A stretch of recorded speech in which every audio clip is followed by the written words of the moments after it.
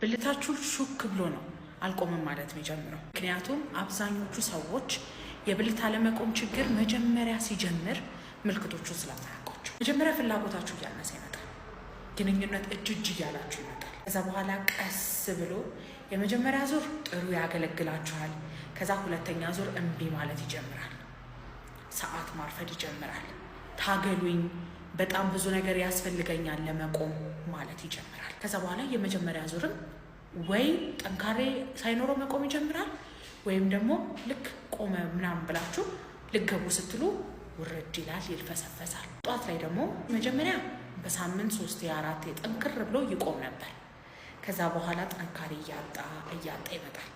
ከዛ በኋላ በሳምንት 1 ቀን፣ በ2 ሳምንት 1 ቀን እያለ የሚቆምበት ሰዓት እየቀነሰ ይመጣል። ከዛ በኋላ ድርግምግም ብሎ ይላል። ገና ፕሮሰሱ ላይ ያለ ገና ድርግምግም ብሎ ሳይጠፋ በፊት ሕክምና መጀመር የሕክምናውን ሰክሰስ በጣም ከፍ ያደርገዋል። እነዚህ ምልክቶች እያያችሁ ከሆነ መታችሁ ተመርምራችሁ ሕክምና እናስጀምራችሁ። በማንኛውም ስንፈተ ወሲብ መታከም ከፈለጋችሁ ባዮ ላይ ባለው ስልክ ቁጥር ደውላችሁ ቀጠሮ ማሰስ ትችላላችሁ። በሬ ሁልጊዜ ክፍት ነው።